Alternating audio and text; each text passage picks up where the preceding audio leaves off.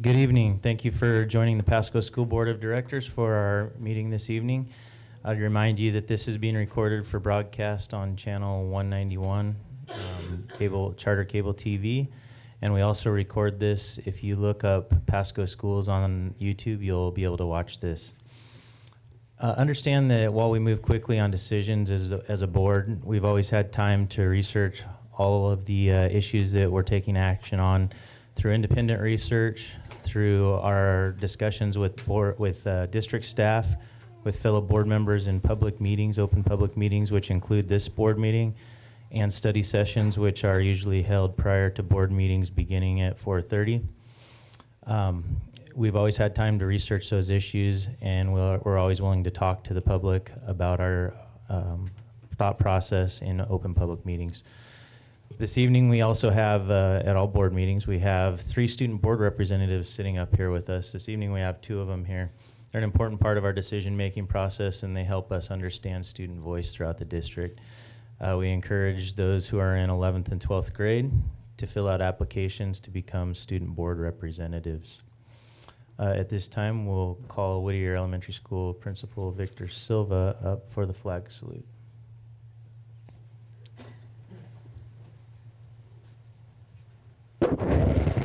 Good evening, Superintendent Whitney, President Lehrman, and board members. At this morning, I would like my Whittier ASB second grade students to come forward, and they're going to introduce themselves and introduce their parents too.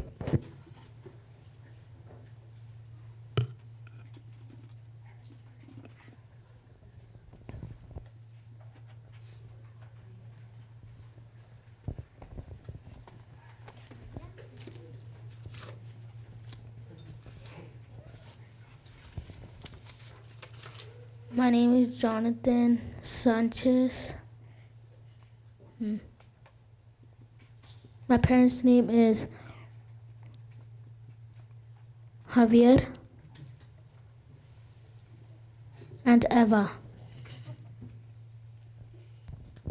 My name is Yaleska Hernandez. My parents' name is Victor Hernandez. My name is Ismael Flores. My mom's name is Jasmine Gonzalez. My name is Kimberly, and my mom and dad's name is Raul and Risa. My name is Lata Moreno. My parents' name are Spencer Moreno.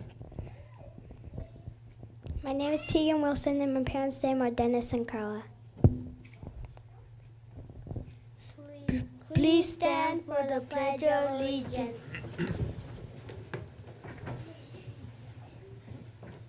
Ready, begin. I pledge allegiance to the flag of the United States of America and to the republic for which it stands, one nation, under God, indivisible, with liberty and justice for all.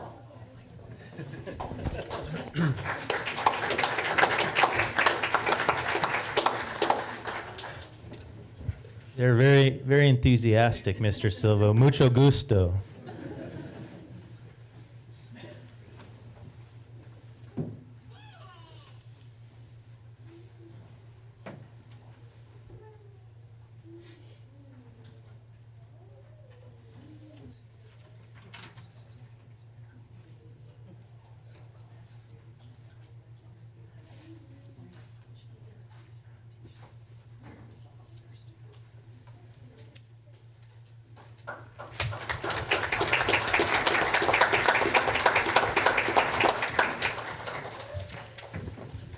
Thank you, students, for attending this evening and for leading us in the flag salute. Like I said in the opening, we encourage you to run for a student board rep position probably about 8 or 9 years from now.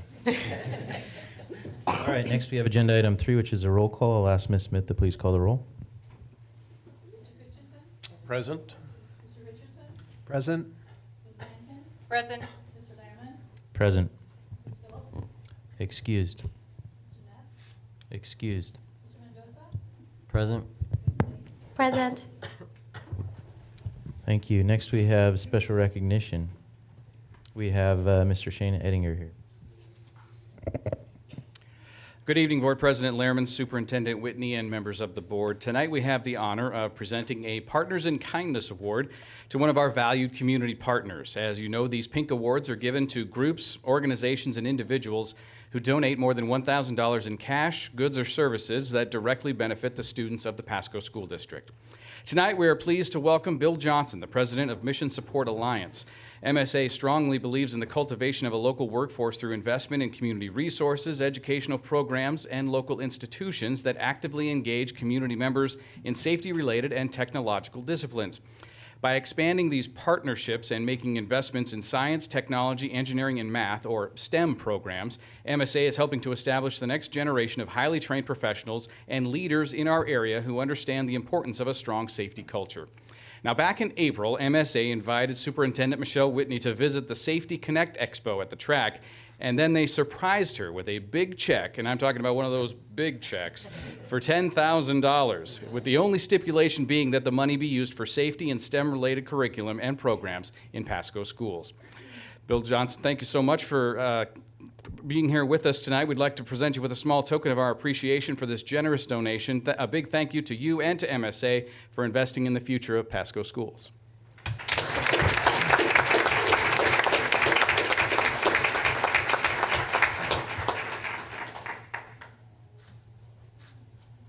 So yeah, we thank Bill and MSA for the big check, but more importantly, the big donation. It helps us expand our STEM reach and STEM initiatives here at the district. So thank you. Thank you.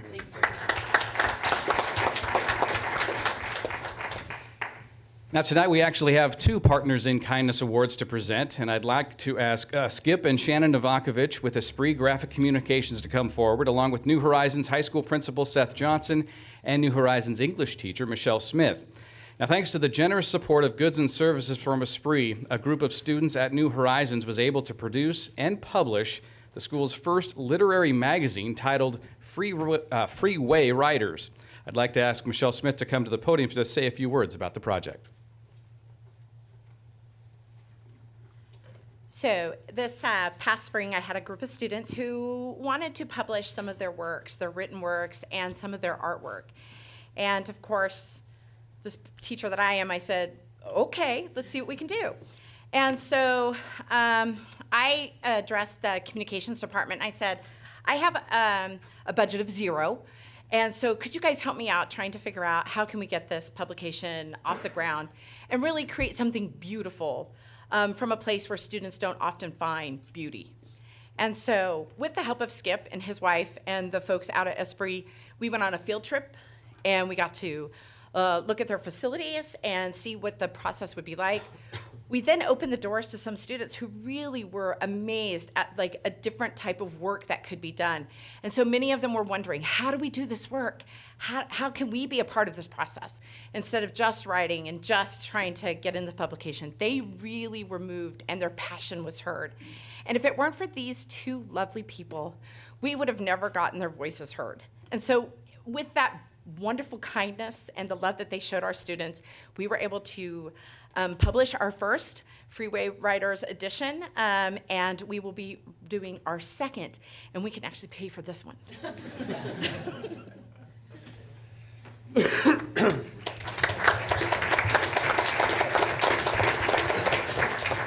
Well, Skip says he's going to help out with that one too, so thank you very much for that. Thank you to Esprit for helping to make the dreams of these students become a reality. Your generosity towards our community is truly appreciated. Thank you.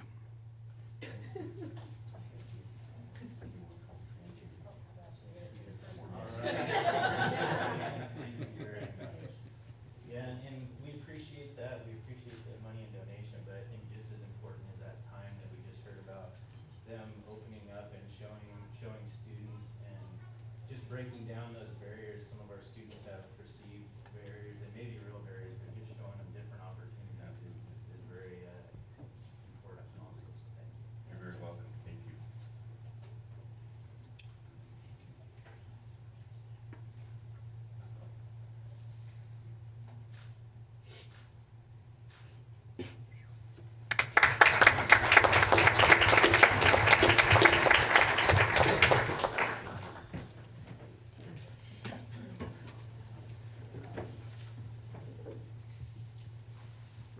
All right, agenda item 5 is approval of minutes. I would entertain a motion.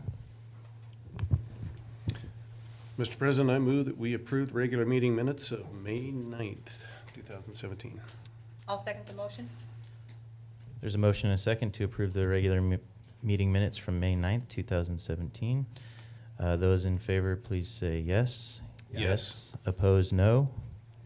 Motion carries. Regular meeting minutes from May 9th, 2017 approved. Next we have agenda review. I would like to call the board's attention to an additional agenda item titled 11F. It's out of Delta High School's National History Day competition in Maryland. That was brought in after the board packet was published, so I just wanted to call to your attention to that. I also would like to call your attention to our request for an executive session under 4231.10(1)(g) and I, both for personnel and litigation.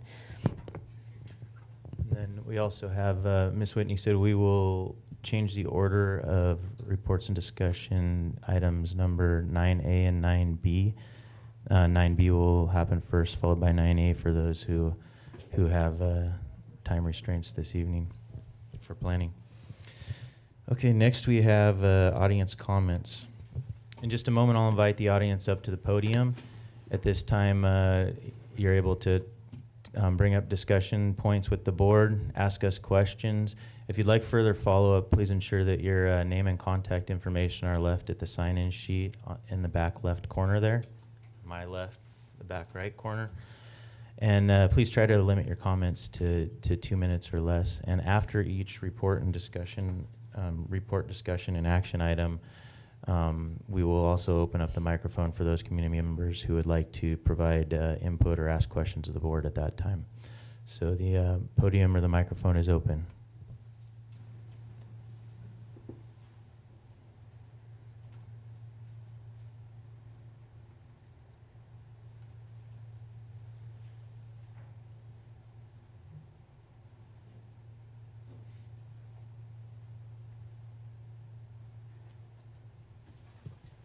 Seeing that we have no audience comments, we'll move on to agenda item number 8, which is board communications. We'll start with Dr. Richardson.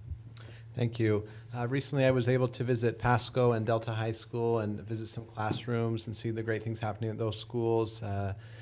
Previously visited New Horizons in Chihuahua. So after visiting the high schools, it was great to see what they're doing to help our high school students succeed. That combined with our community input sessions that were done with Mr. Clark and MGT Consulting really got the wheels turning, and it was great to hear so much feedback from teachers and students and parents and other community members about our future facility needs, which is going to be on the agenda later. Finally, I did want to wish best of luck to all of our athletes that are still alive in state competition, and we have many students from both Pasco and Chihuahua that are going to be competing shortly.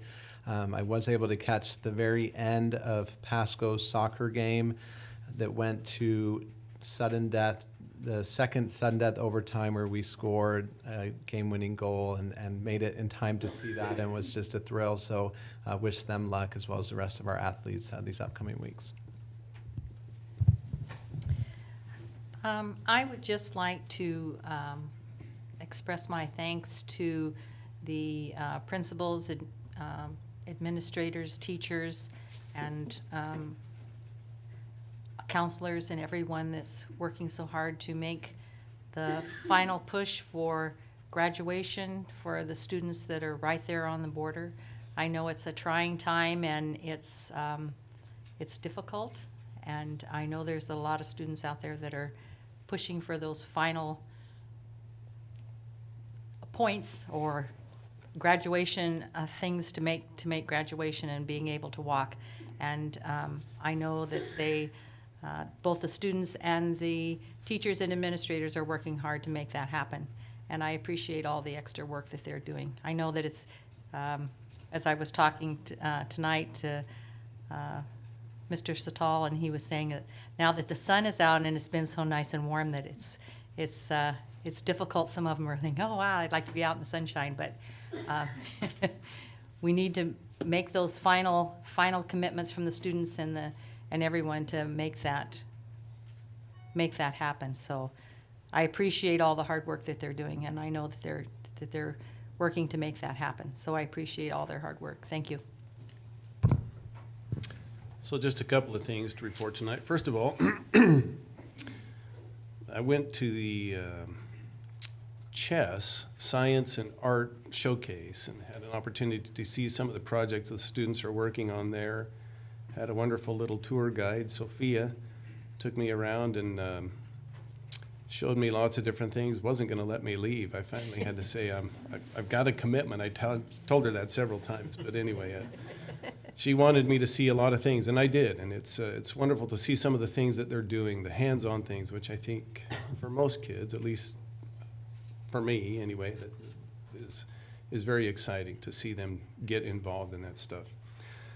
And second, I was off on Friday. I have every other Friday off. My work schedule allows me to do some things that way. And I live within, try and ride my bike as often as I can. And on Friday morning, I went out about the time school was starting. And I live around 3 elementary schools and was able to ride by each of those elementary schools and see the students and parents dropping their students off and just see the works there. And just think about some of the things, the impact that we have on those students. And me as a board member, our teachers and administrators, these guys are going about their work. They're going about this is routine for them, and they do this every day. That's just part of what they do. But the decisions that we make have a real impact on them. And so it just kind of brought home to me that we need to make sure that we're doing what's in the best interest of all of our students to help them succeed, because they are counting on us.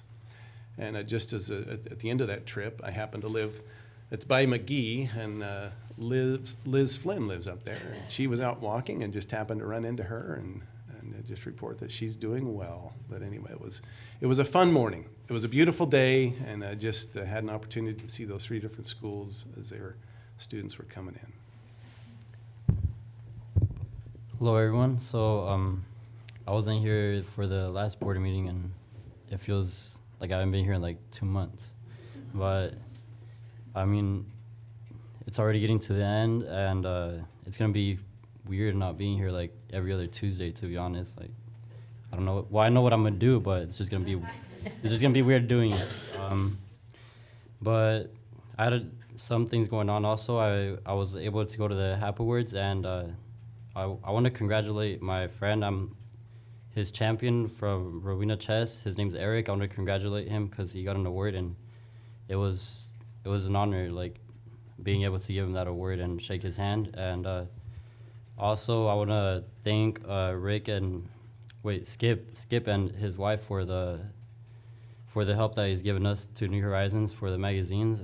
That's really an honor. And most importantly, to Michelle Smith, my teacher, because she never closes the door. She's always keeping the door open. And if the door's not open, I mean, she'll break through it. That's the kind of teacher she is. And I appreciate that. And for the opportunities that I have in that school, I really appreciate that also. Thank you. Hello, everyone. So this is the last time we speak as seniors, because next week we're graduating. So I just wanted to take the time to thank not only the teachers, but all the staff and all the members of our school district. And I'm glad to have been a part of the teachers' luncheon a couple weeks ago. And so I'm just very grateful for all the opportunities. I'm just here crying. And so it's not a goodbye. I think it's a welcome. I've had my doubts on what I want to study. I'm always changing, but I know I'm not going to leave, so I'll always come back and visit. But yeah, so thank you to everyone, to, like I said, the teachers, the staff, administrators who gave me a ride home when I needed one, to Satal for making sure that I'm going to be on that dean's list, for everyone else who's helped me these last 2 years, because I've only been here 2 years, and I felt like I've been here. This is my home more than anywhere else. And Another thing that happened recently was we had our last student advisory council meeting. We've only had two, but we're glad that we know we left a good group of kids behind who will take care of everything next year.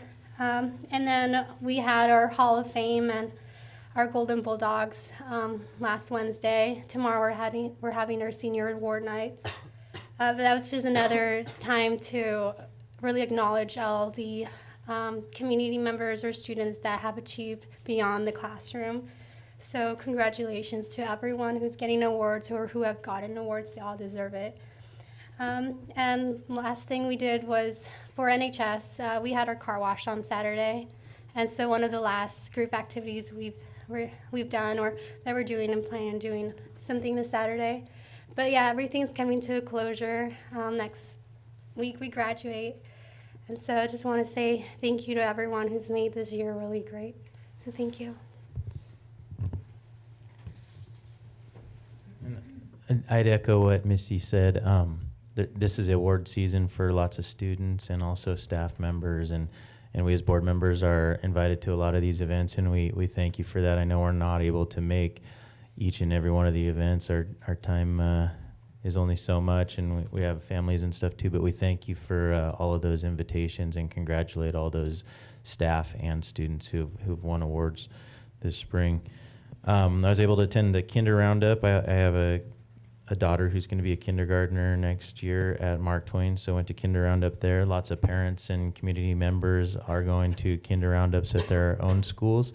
So thank you to the staff that puts that on and helps to welcome our newest kindergartners.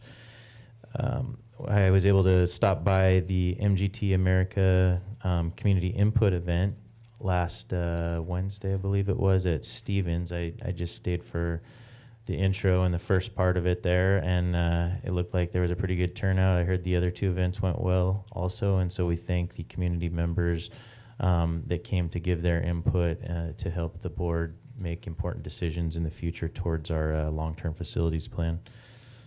Sunday took my children to the AAAS or AAAS, African Americans Academic Society, end of the year celebration for high achieving students.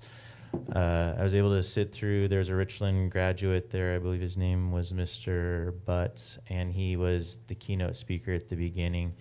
And I thought he said something that would resonate with all of our seniors at this time of year. And he said that one message that his dad taught him as a child was to do what you have to do so that you can do what you want to do. And I hope all the seniors right now take that into account. There's a lot of time right now where you want to go out and do what you want to do, but make sure you do what you have to do so that after graduation day you can go out and do what you want to do. So I thought that was a very powerful message and fitting for this time of year. Thank you.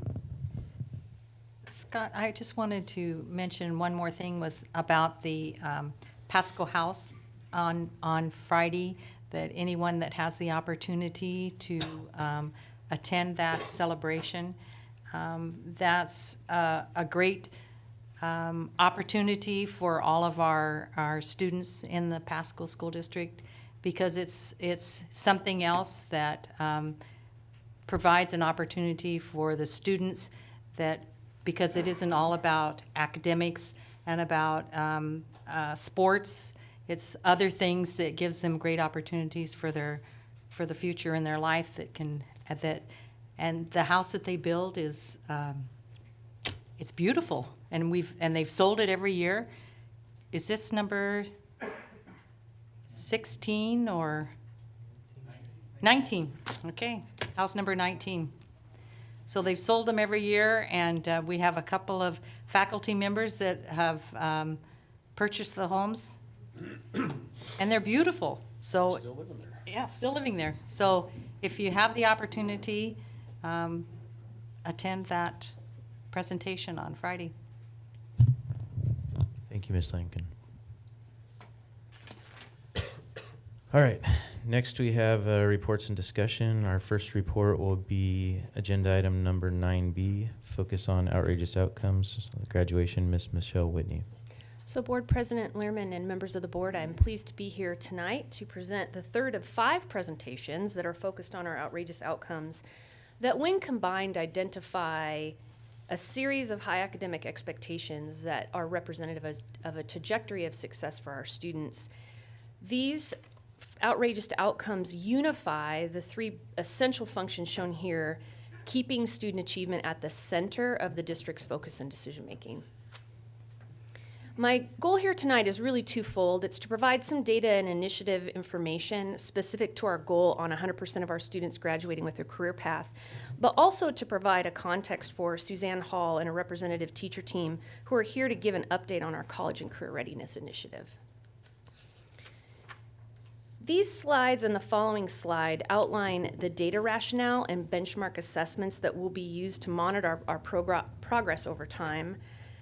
Specifically around one of the awarenesses that we gained while putting together this particular set of benchmarks is this is an opportunity for us to really streamline our data collection. So for example, increasing the percentage of graduates attending post-secondary education, we currently collect that data through a survey that our graduating seniors take. So if you can imagine a graduating senior probably taking the survey for us is probably not a priority. Although Chiawana High School put some strategies in place to encourage this year's graduating class to fill out the survey. So it's an opportunity for us to really look at if we're serious about collecting this data point over time, is just being thoughtful and intentional about making sure that we have mechanisms in place to support that.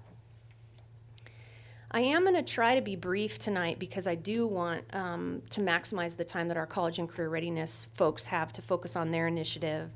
So I do just want to highlight the data benchmarks that we have identified. This data is our 10th and 11th graders meeting standard on the state required tests for graduation in mathematics and ELA, and you can see that our students, the math score at each 10th and 11th grade exceeds that of ELA.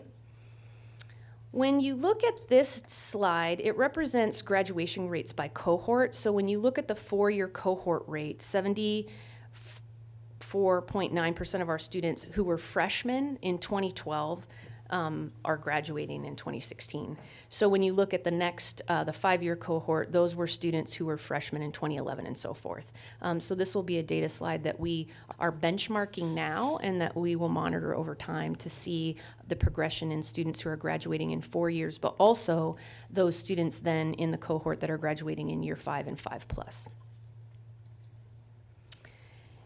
Research clearly identifies that applying for financial assistance, whether that's federal aid, state aid, or scholarships, increases the likelihood that students will attend post-secondary education. And when our students can do that when they're still connected to school, so that they have some support from people that know them and that they trust that their likelihood of attending school, it makes that transition a little easier for them. So currently 56.1% of our students are applying for some financial assistance, whether that's federal aid, state aid, or scholarships. Research also clearly identifies completing a college readiness assessment as increasing the likelihood that our students will go on to post-secondary education. So almost 60% of our kids are taking some form of college readiness assessment, and those things include things like ACT, SAT, PSAT. So one of the things that was very important to this board as we established the 100% goals around graduation, that we honored graduation and something beyond graduation, whether that was 2-year, 4-year college, career, technical ed, etc. So it was important as we were looking at data benchmarks that we were going to collect that that whole intro is for a totally different slide, but this one is focused on the percentage of students who are taking advanced courses. Again, students who are taking advanced courses in high school are more likely to go on and be successful in college. So almost 37% of our kids are taking advanced courses like AP, college in the high school, tech prep, running start. So the intro I just gave actually belongs to this slide. That we wanted to honor the fact that some of our kids will do things other than go on to a 2-year or 4-year university, that they may choose to enter the workforce or into a technical preparation program. And for us, that is an equally as worthy goal if that's the passion and what's in the heart of our students. So this data represents 90% of our students, a little over 90% of our students earn a technical or professional training credits around those courses, and those would include things like CTE and or classes at our Tri-Tech Skills Center in Kennewick. So this data set represents a number of our advanced opportunities that our students participate in, whether it's AP, Tech Prep, Running Start, or college in the high school. The green bar it refers to the number of students who are attempting those courses, and then the number of students in blue that are earning credit for those classes. So as you can see, our Running Start and college in the high school, those percentages are fairly consistent. There's some kids who are attempting but not earning credits. The two that we need to dig into as a system is around AP and Tech Prep, and we're prepared to do that. Our principals are scheduled for a retreat on June 19th, where we'll take data sets like this one and other data sets that have been included in our outrageous outcomes over time and really dig into the granular level of the data to explore why are these two things not more consistent, and look at what do we need to do to target and focus our work and our initiatives moving forward. So I think this is a representation of what we would hope the outrageous outcomes do, and that's help us focus our human and financial resources in a way that we can measure progress over time. What can you explain the Tech Prep attempting, or Yes. call it a college credit or Tech Prep credit? Yes, I can. Tech Prep those are CTE courses that are specifically articulated to college credits. So and there's a process that they go through between our CTE program and the college, where we are articulating the standards so that they meet those college credits.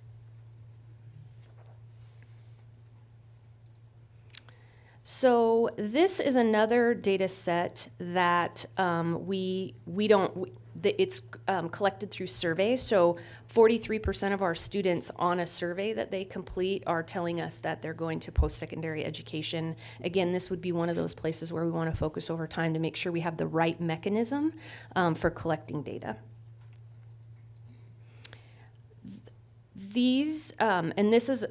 This data comes from OSPI. OSPI collects data from from colleges. So colleges report to OSPI the number of students who are taking quote-unquote remedial courses, so anything below 100 level.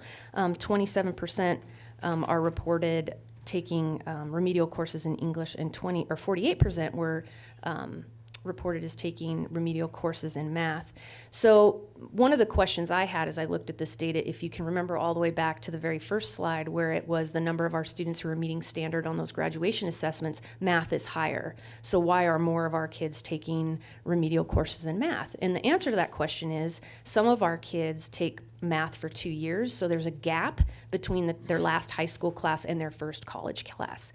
So again, that's an opportunity for us as an organization to look into, are there specific interventions that we can put in place or encourage mathematics course enrollment over a 4-year time, et cetera, to influence that data.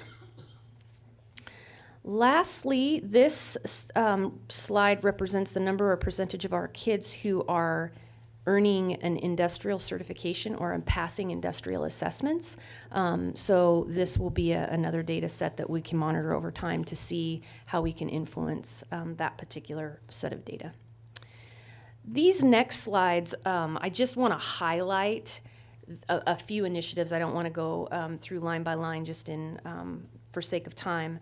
But we've really begun and or identified a number of existing initiatives that are focusing on this particular outrageous outcome. The work for us moving forward is to identify the programs and practices that are getting the results that we would like to see and ensure that those are implemented consistently across the district. This goal doesn't just start in 9th grade. Our elementaries are our partners in preparing our kids' grades K-8 into that 9th grade transition, and then our high school partners definitely dig in that 9 to 12 to get them graduated. But our elementaries do help us by focusing on things like college readiness activities, career exploration activities. I was in a classroom at Franklin where the the table groups are all named like Stanford and Berkeley, and so they're already starting that college going culture at this was a 3rd grade classroom. So those are some examples of things that our elementary schools do that start that college going attitude. Part of getting to 100% is creating a robust high school and beyond plan, which provides relevant and specific goal setting and planning toward that post-secondary life. And coupling that robust high school and beyond plan with deep partnerships with our higher ed institutions, relevant courses in our high schools aligned with industry standard will really help us move the needle to 100% of our kids graduating and leaving us in our system with a college or a career path moving forward. And lastly, I just wanted to talk real briefly about, we have a real opportunity in this district to maximize some of the alternative learning opportunities that we have. For example, IPAL, work-based learning, dual credit opportunities like high school, college in the high school, and Running Start. So this, again, was just a sampling of initiatives that I believe when we can really dig in and maximize these across the system, will definitely move that needle to 100% in recognition that our kids are absolutely inspirations that are going to go on and do great things. So with that, I would entertain any questions that you have for me, or I would turn the podium over to Suzanne Hall for the next piece of this kind of dual report. Thank you, Ms. Whitney. Any questions from the board?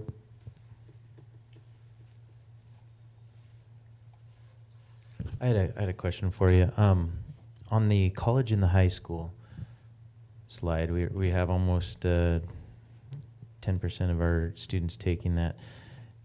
How many? That's a real interesting program. How many credits can a student get at this time for college and the high school in a year, or by the end of their high school career? I don't know the answer to that question. I apologize.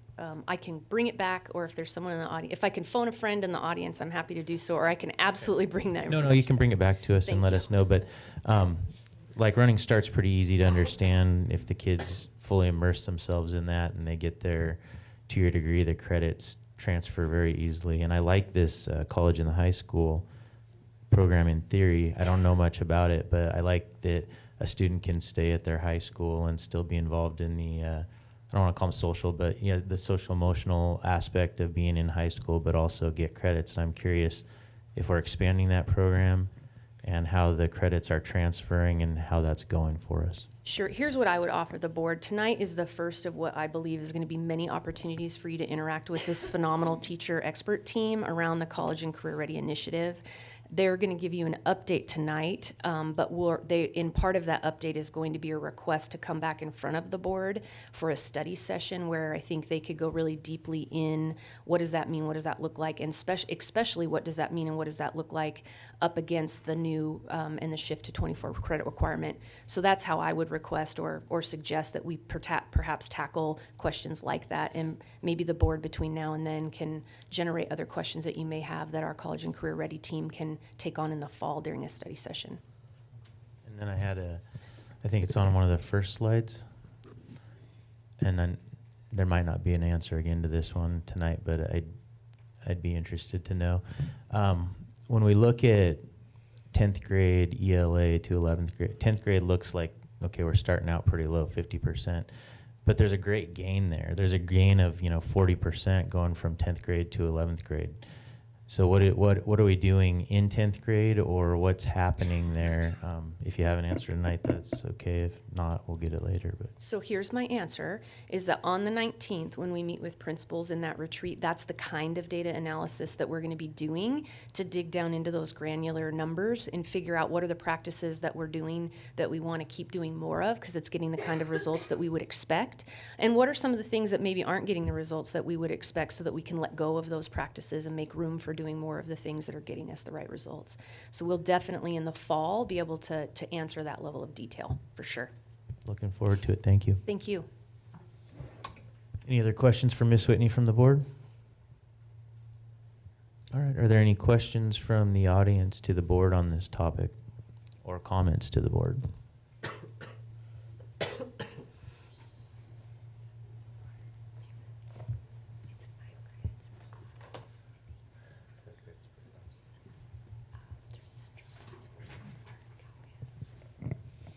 Okay, seeing that we have no audience comments, next we'll move on to report 9A, College and Career Ready Initiative, or the CCRI, update from Ms. Suzanne Hall.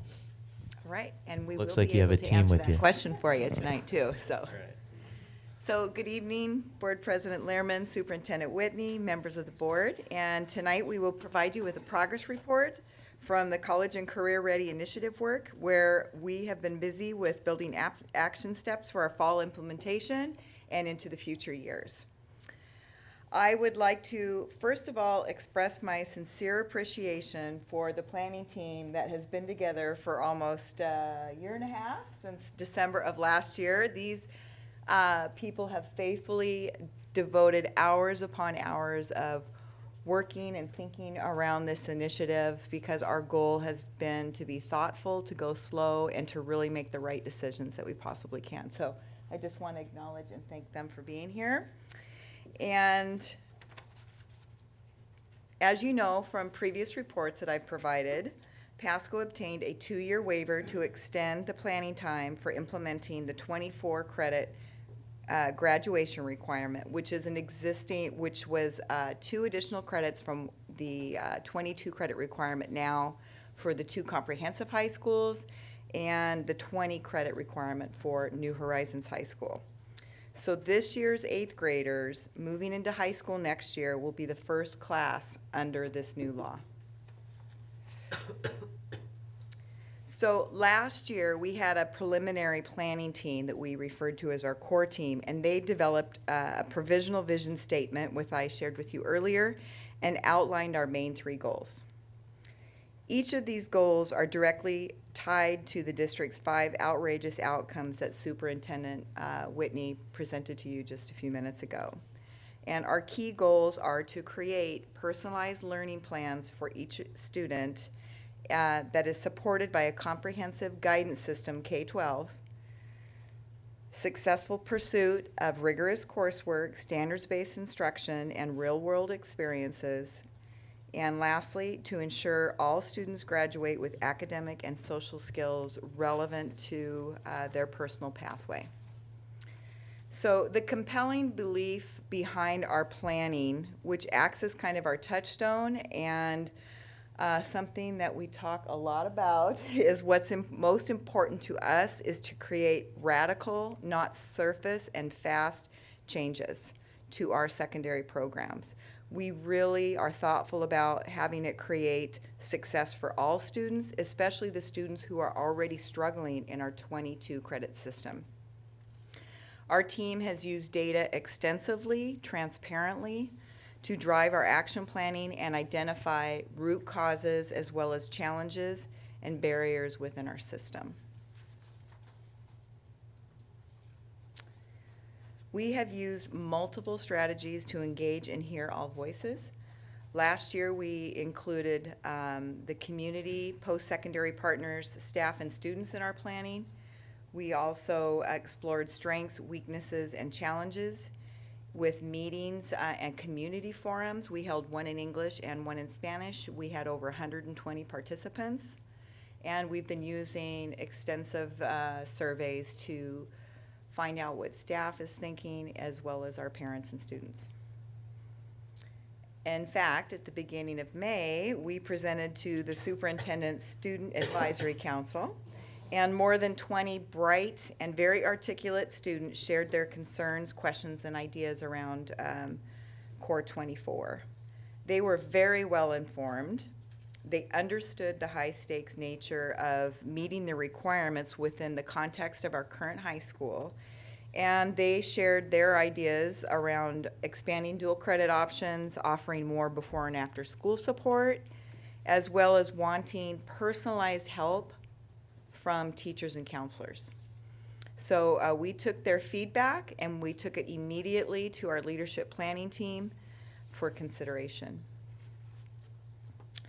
Throughout this process, we have intentionally sought ways to meaningfully engage staff in the conversation.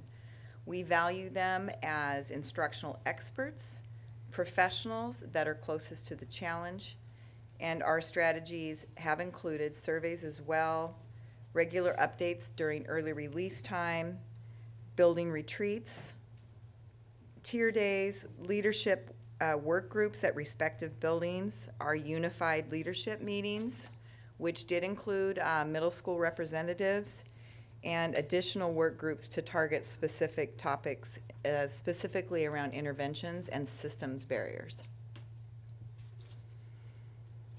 And from the input of all of our stakeholders, parents, students, and staff, we had these 3 key areas that surfaced, and they include improving our culture, master schedule, and interventions.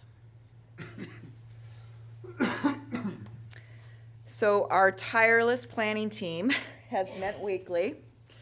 We're getting to know each other very well. And we discussed the progress on each of those work and focus areas, and we also develop and generate the agenda for the bi-monthly leadership meetings. And what I will do now is I'll defer to the leads of each of those work groups to discuss the current and future actions. And so we'll first hear from Don Wright from Chiawana. He will highlight the progress from the culture team. Next we'll have Julia Dudley from Pasco High on the master schedule. And our 2 counselors, Wade Barrow and Brian Thomas, will speak to interventions.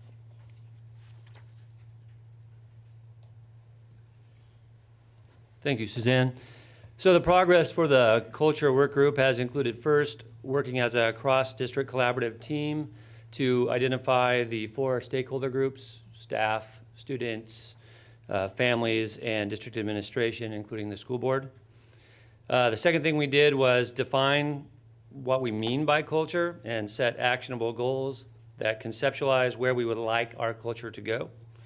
And then the third thing we did was develop an action plan that begins with a communication plan.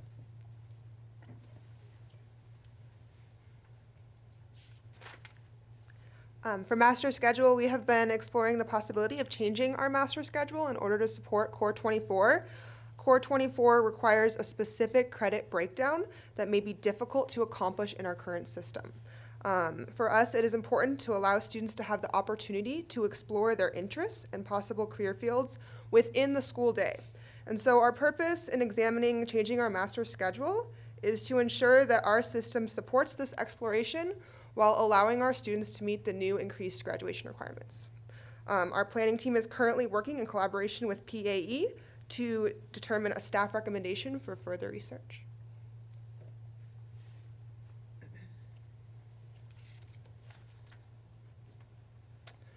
Progress of the intervention team. Our goal is to build a system of intervention and support for academics and behavior. Academic intervention classes exist, and additional service options will be explored. We will also improve our systematic practices for identifying struggling students and immediate placement in the correct support. A group will convene in the summer to analyze data and select the scale and scope of an intervention class. This team will also design additional supports for other targeted students. We have been working to develop a district-wide comprehensive guidance system to intervene and ensure social and emotional, career, and academic supports. Currently, we have 29 cross-credit or dual credit opportunities for the students in our district, and we're looking at standardizing a process for future new equivalency should the need arise. We're exploring credit-bearing cohort advisories to start in the fall, and we're working currently with our association in order to develop that plan more effectively. And we're determining a progress and monitoring system so that we can immediately intervene with students in need through after-school tutoring or appropriate interventions.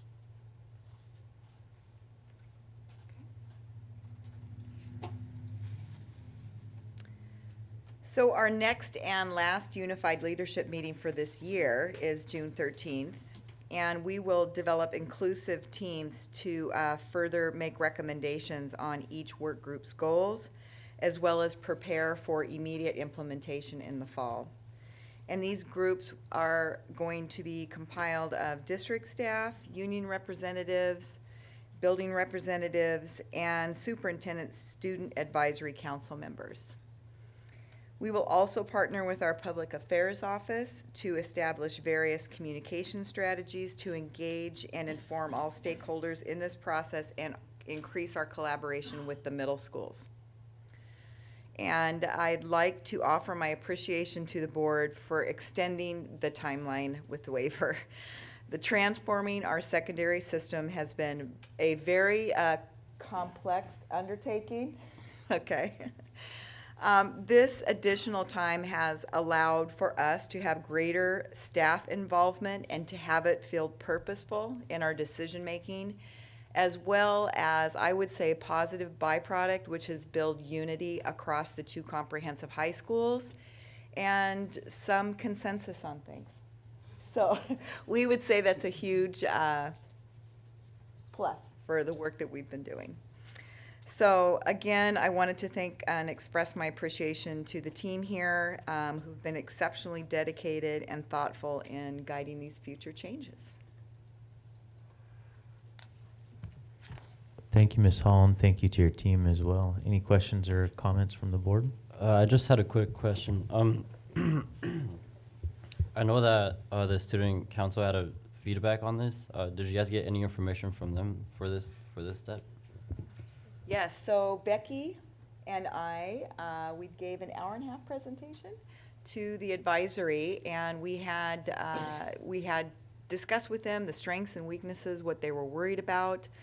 We compiled those comments, as well as we asked each table to generate ideas and questions for us, and we took them immediately from this meeting and went straight to Pasco High to our leadership meeting, and the team members analyzed that information. That's awesome. I like how there was like student information as well as teachers and staff. Right. Thank you. Which suggestions did you consider the most? I would say that your advisory group came up with almost the same ideas that our group has been working on for a long time. I think what was most touching to me was the concern by the students for their classmates, especially those kids that are struggling, as well as athletes and musicians that have super tight schedules, and so we discussed that as well. Any other highlights? Yeah. Okay. I would tell you the students realize that this is going to create a very tight schedule with limited options if we don't start adding to, I want to say, either the length of a day or a different schedule. So you guys are looking at those options. Is that part of your master schedule plan? Is yeah, that's got to be a big body of work. We've spent a great deal of time at both high schools looking at a lot of different models and thinking about how they would impact all of our different subgroups within our schools, how they would impact staff, how they would impact our advanced students, make sure we have the intervention support for our struggling students. So it's been a great deal of work looking at a lot of different models. So when do you anticipate having something that that is implemented? I mean, the next year's class is affected by this. Are you expecting to have something in place by next year, or is this going to be further down the road? I think next year we're looking at those interventions and looking at a master schedule change possibly in the 18-19 school year. Okay. It's a large process to change. If we were to change the master schedule, there's a lot of different work that needs to be done. So I can't even begin to imagine. But I think it's great that we have people who are engaged in that and knowledgeable in it, and I can appreciate the struggle you guys will have in trying to come up with something that will work and satisfy all the different factions. That's not easy. But it's been a pleasure working with this team and with our leadership team. We look at all angles. We have great debates. We have tough discussions that last longer than they need to sometimes, but our goal is to really be thoughtful about this and to hear all voices and not rush ahead. We would rather slow down and do more research than make quick decisions. And I would also like to commend Brian.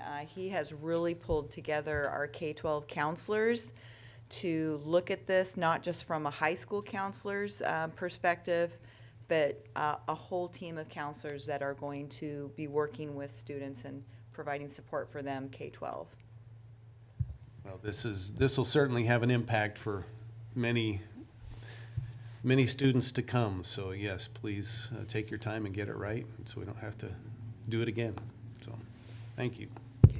Can you go back to your, I think your first slide or second slide where you had kind of your 3 statements? I love that. And I wanted to thank some of your team for coming. It's great to kind of get an idea of who's who and who's doing what. And it's, as we visit schools, it's like impossible to see everyone or meet everyone, but I really appreciate you taking the time to come. I just love your a personalized learning plan. That I hear that from people. It's easier to do in smaller schools, right? Like you have New Horizons, you have like homeschool partnerships, and one of the core is a personalized plan. And we just have a huge, immense challenge with our large schools. And as I visited the schools, I think they're really tackling that and trying to approach it, but it is a massive undertaking to make sure 2,500 kids are getting a personalized plan. And so I applaud you and think that's the perfect approach to take.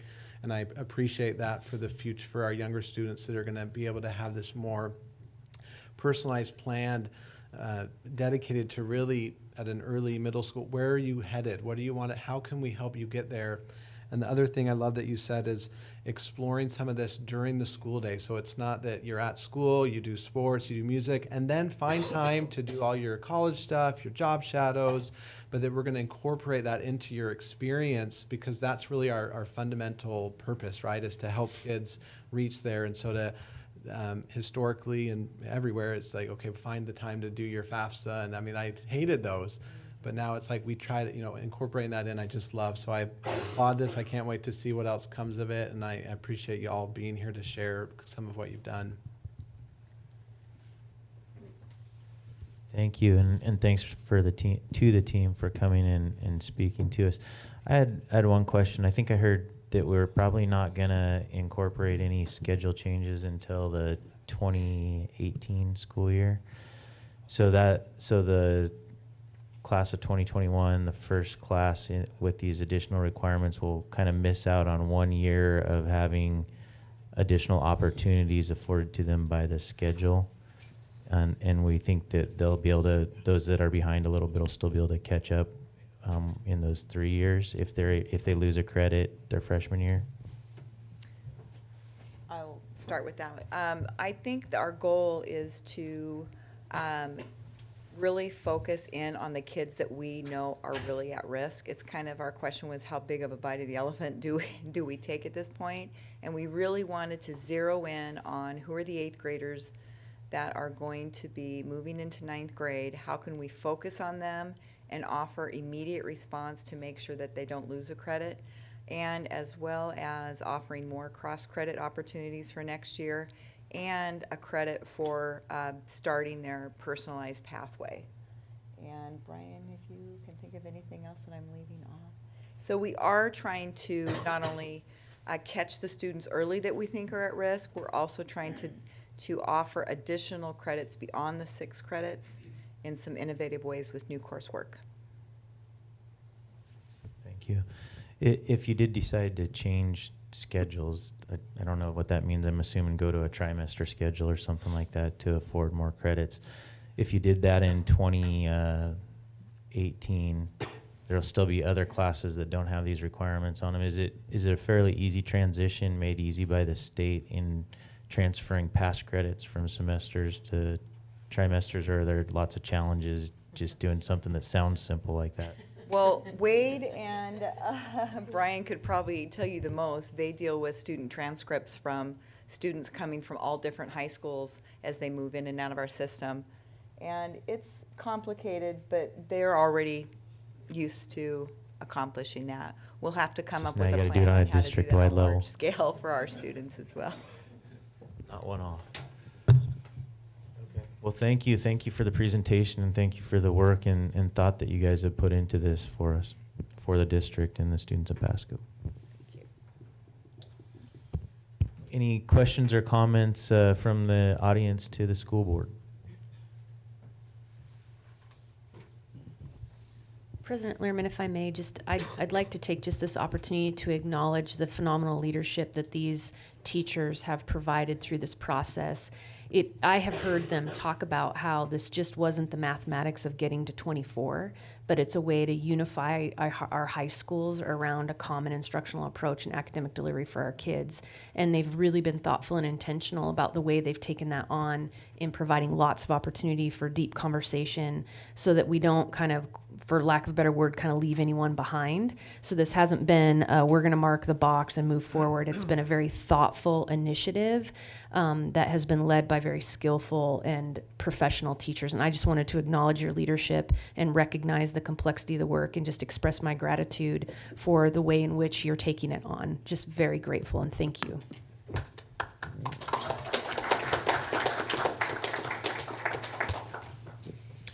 All right, thank you. Next, we'll move on to report item number 9C, Long-Term Facilities Management Planning and Bond 2017 Update. Mr. Andy Nunemaker.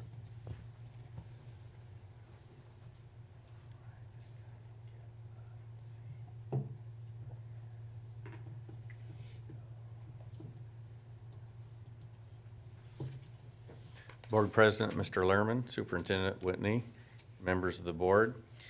The district has contracted with MGT of America to provide a long-term facilities plan. Mr. Joe Clark has been in the district since 2016, September, and has been gathering information, data, conducting interviews, holding community meetings, and to help build a long-term facilities plan spanning 10 to 20 years.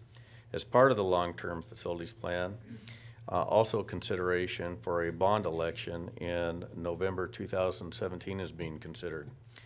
Mr. Joe Clark with MGT of America will provide a progress report tonight on the Pasco School District's long-term facilities plan. Mr. Clark.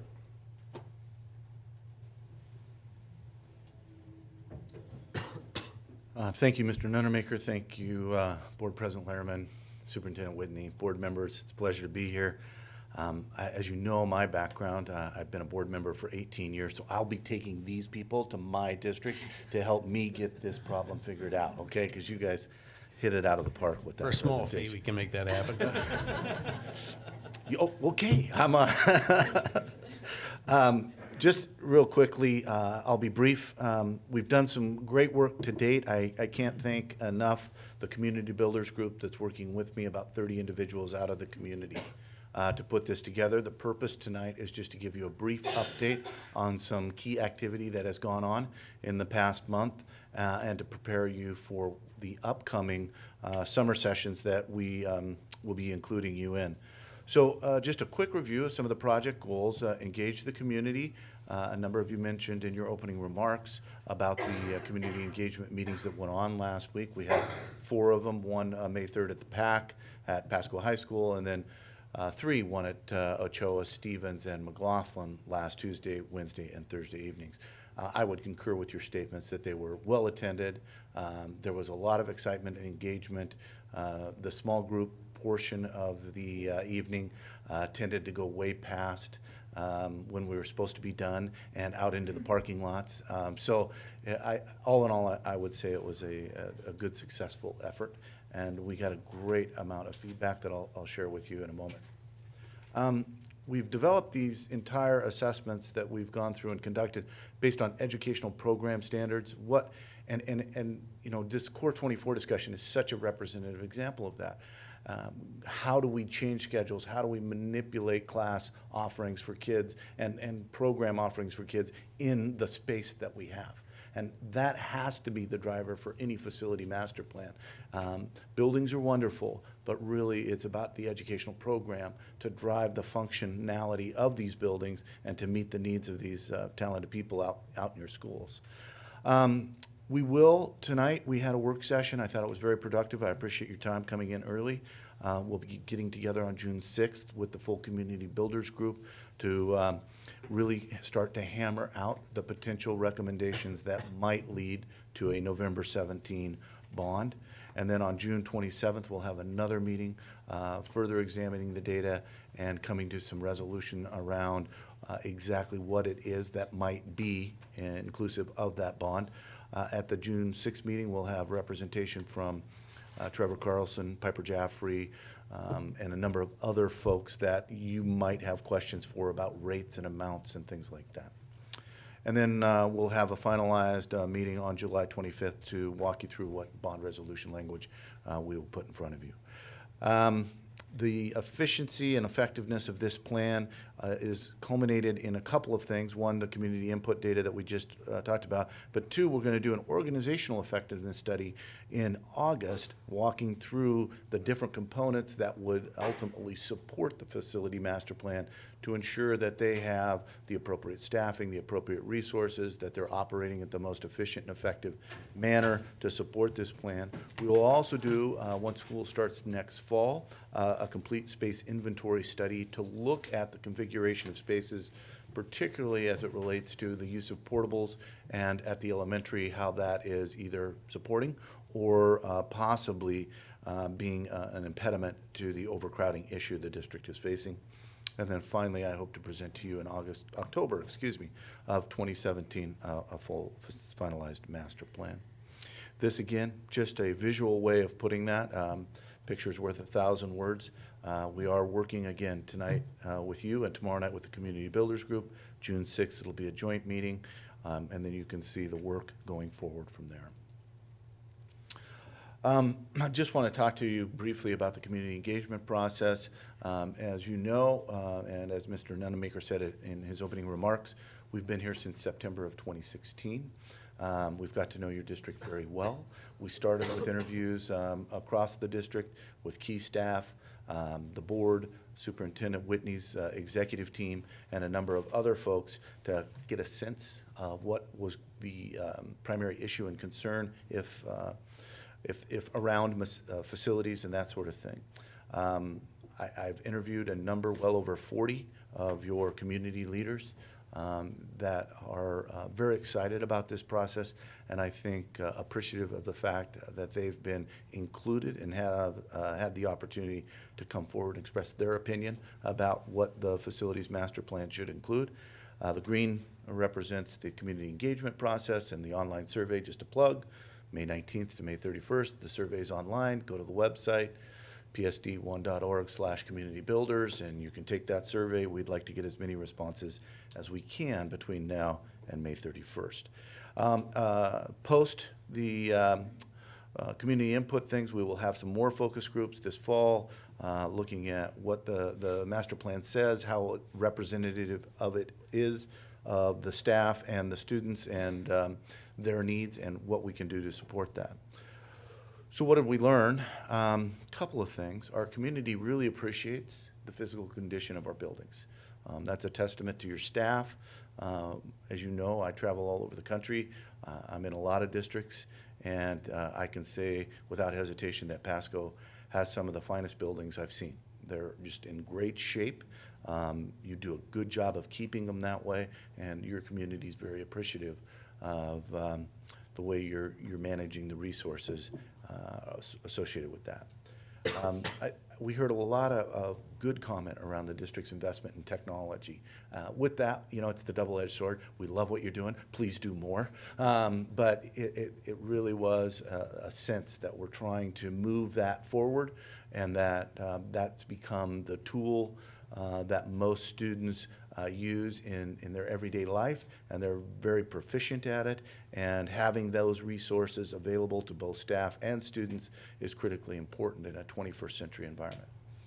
And then focusing on expanding birth to 5 learning opportunities, early childhood education, was another thing that was resonated with the community, and certainly want to explore options for expanding that area within the program.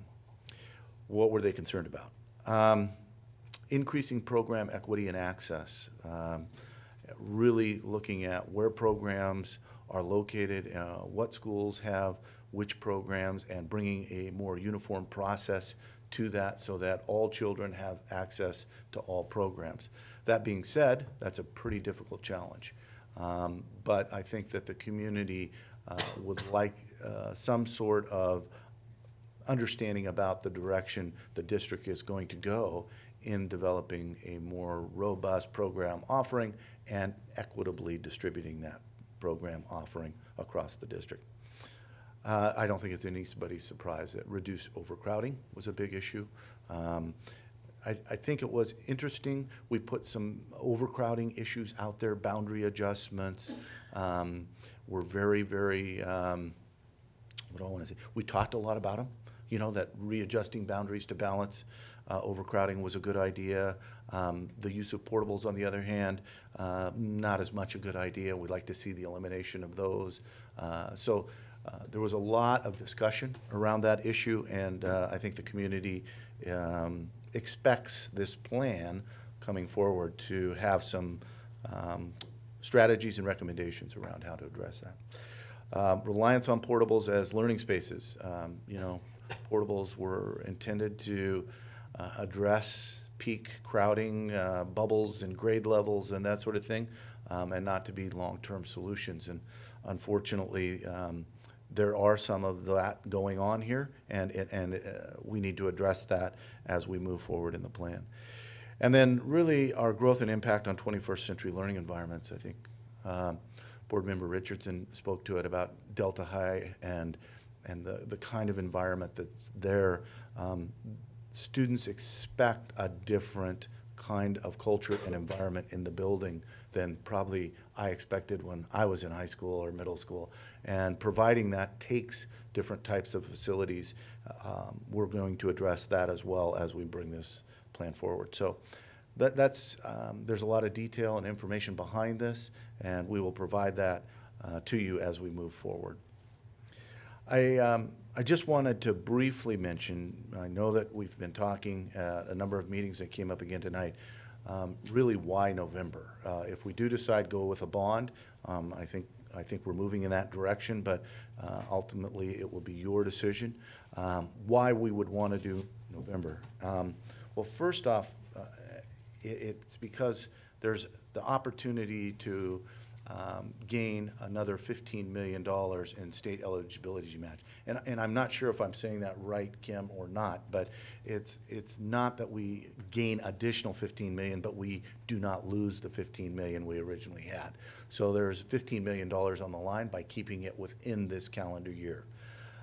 There's also RQ in the D-form process, and for the average person, the D-form process is basically a back and forth between OSPI and the district that says, we want to build buildings, and the district says, okay, give us this information, and then we give them that information, and then they say, okay, now give us this information, and it goes back and forth, and it's all about meeting that eligibility requirement and construction standards and those things, but primarily getting the money to support our local monies in terms of a state match. The issues. Oh, Joe, I want to see if I understand this part of it right. We're in a queue, and we're guaranteed the state matching funds based on that paperwork through the end of this calendar year, is it? I believe so, yes, sir. And so if we were to run a bond in the next calendar year later, we may still get state matching funds, or there may be enough other districts that are passing bonds all out throughout the state that funding source may be less than what it is now. Is that what we're saying? Yeah, very well put. Okay. As you probably know, unfortunately, we didn't pass our bond in February, but 19 other school districts did. And so they're getting teed up to get into this queue. And if we step out and there's a space available, somebody will fill that. And essentially, we kind of, I don't know if we go all the way to the back of the end of the line, but we're not as close to the front of the line as we are now. Okay. There's a bit of uncertainty around this legislative action called McCleary. To the same kind of a point, I've been doing this a long time. I worked at OSPI.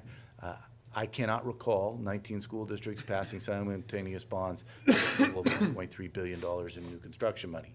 I don't think the legislature has ever faced that kind of a match as well. Couple that with that no program is safe currently until McCleary is funded.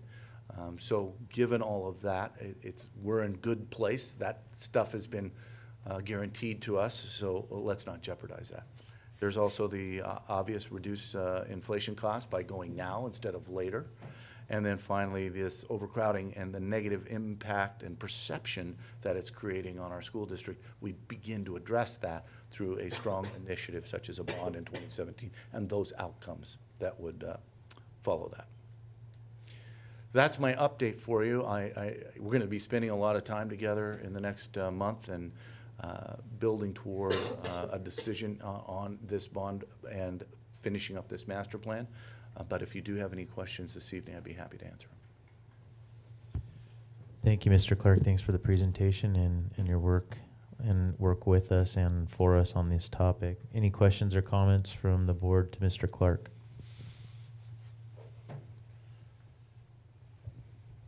I just want to comment briefly. I know we talked about this earlier in the study session, but most people weren't there. And so as we look at facilities, we talked about various things that we could learn from the past bond and this upcoming proposed bond. And as we look at our facilities and the costs that we have, I just wanted to bring up again some things that apparently someone told me were also discussed in the community builders group, which was really heartwarming that there's a lot of people thinking about something like this that we can do that could kind of be win-win-win in lots of ways that maybe we haven't looked at as much in the past. And one would be addressing high school issues by adding a Delta-like school for just Pasco.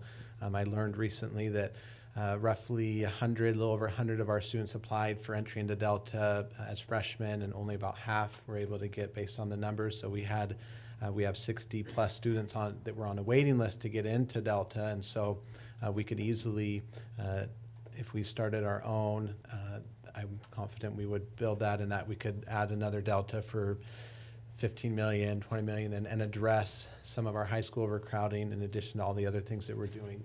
In that same token, by adding something like a homeschool partnership similar to HomeLink, we could build something like that for 5 million and actually relieve a lot of overcrowding from multiple elementary schools without having to spend 25 million on a comprehensive elementary school or whatever you want, traditional elementary school.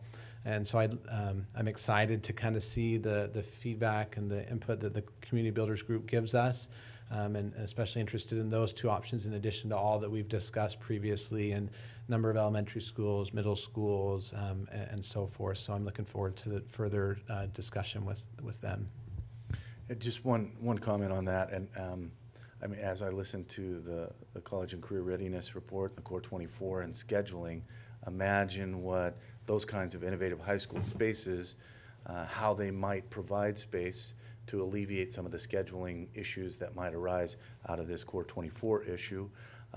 As I interviewed community members and business leaders, they were very excited when they heard about that to be able to participate in shaping that curriculum, that they would actually, we would be providing schools that would be focused on industry within the area or potential industry within the area.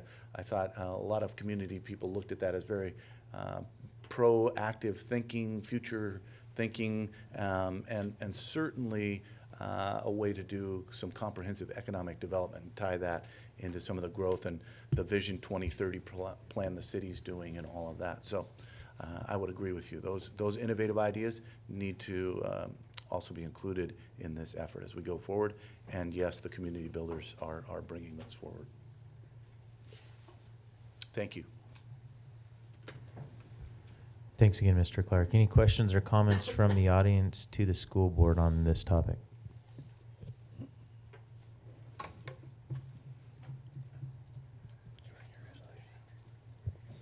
I would just, I've quietly asked Board President Lehrman for permission to speak, and he's granted it. I wanted to address Mr. Clark's feedback around the community's request for us to look at program equity and access, and I just wanted to acknowledge that that has already been identified by district staff and brought to the board as part of the 2017-18 superintendent yearly annual plan. So identify 5 to 8 things a year that I personally will designate as a focus for my work, and that has been identified as one of the areas. Alma Duran and I have already been in contact about a piece of that around the dual language piece. So steps have been taken already to address the concern that around program equity and access. And the dual language piece is just a small portion of a very large initiative that will start next year behavior around addressing those key issues. So I just wanted to acknowledge that we hear what the community has said, and that concern has come up even before the community input meetings, and so we've taken steps to address that already. And so we're looking forward to engaging our community, because again, I noted that the answer to complex questions sits in our classrooms and in our communities. They know the answer to those questions, and I know that when we work together in the right kind of a format, we can put together phenomenal programs for our kids that are equitable.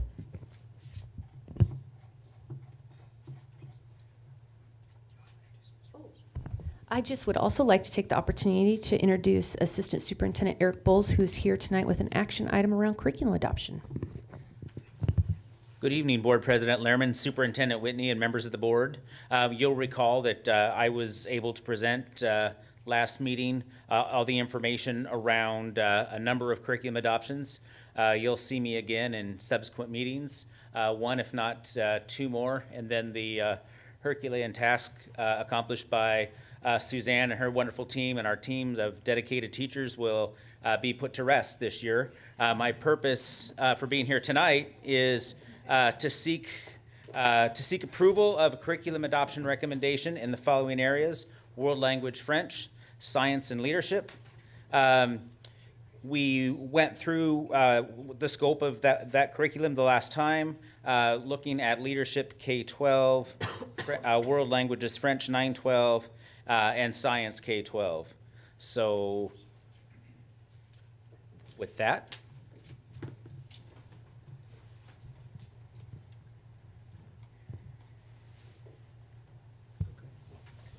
Thank you, Mr. Bowles. We discussed this, had first reading at the last board meeting.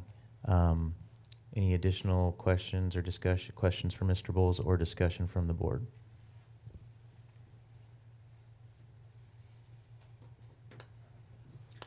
Any questions or comments from the audience to the board on this curriculum adoption?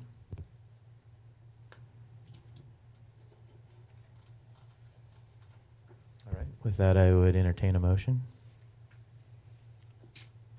Mr. President, I move to approve the world language French, science and leadership curriculum adoption as presented. I'll second the motion. There's a motion and a second to approve the world language French, science, and leadership curriculum adoption as presented. Additional board discussion? All right, I would ask Ms. Smith, please call the roll. Yes. Yes. Yes. Yes. Motion carries. The world language French, science, and leadership curriculum adoption as presented carries. Thank you, Mr. Bowles. thank you. All right, next we have the consent agenda. We have personnel warrant approval, overnight student travel for the Chihuahua High School ASB Leadership to La Cima Leadership Camp in Randall, Washington. Overnight student travel for the Chihuahua High School Associated Student Body Leadership to Mount Baker Leadership Camp in Randall, Washington. Overnight student travel for the Pasco High School and New Horizons High School FFA to the FFA District 4 Leadership Camp in Goldendale, Washington. And the new item that was added to the consent agenda, as mentioned by Ms. Whitney earlier in the meeting, is the out-of-state overnight student travel for the Delta High School National History Day competition in College Park, Maryland. I would entertain a motion. Mr. President, I move to approve the consent agenda as amended. Second. There's a motion and a second to approve the consent agenda as amended. Ms. Smith, please call the roll. Yes. Yes. Yes. Yes. Next, we have future agenda items. So our next, there'll be a special board meeting on June 6th. Mr. Clark referred to it a couple different times this evening about an MGT of America consulting firm and a combined with the board community builders meeting. So on June 6th, it'll be a special study session starting at 5:30. Our board meeting on the 13th, I'm really excited about our board meeting and study session on the 13th. I have lots of favorite events, and this absolutely is one of them, which is the event where we honor our retirees. So this year, we're doing it a little bit differently. We're going to be honoring our retirees during a study session. There'll be a nice passage read about them. They'll receive a crystal apple, and we'll take pictures, but we'll do it during study sessions so that we would have a little more time to actually celebrate. During the board meeting proper, we usually break for like 10 minutes and have cake. But this way we can be together after we give the awards, and there'll be lots of time for hugs and best wishes and pictures. And so we're excited about that. During the actual board meeting, we've invited Dottie Stevens, who is the president of the Retired Teachers Association, where we'll read the proclamation that actually came to us in January during all of the bad weather. So we're going to honor our retirees during a special recognition. And I think Lynn Fielding, I believe, was a board member in Kennewick for years. Anyway, he has a connection to Kennewick. I'm getting a head shake that that's accurate. He's written a child's book, and it comes in both English and Spanish, and he's donating a copy to every first grader in all 3 school districts. So I'm going to get emotional. Today's been all about emotional. So that every first grader has a book to take home and he's doing that as his personal gift to the first graders of the Tri-Cities. So we're going to honor him with a special recognition. And then we're going to have some reports too. One around some additional curriculum adoptions. We're going to finalize a report about the board calendar, and then Heidi Thompson will be here to do a PBIS update. All right, we are going to, thank you for attending tonight. We're going to recess into executive session for 423110-1G personnel and 423110-1I litigation. We expect that to take Approximately 30 minutes. 30 minutes. So the board is recessing into executive session. Thank you for attending.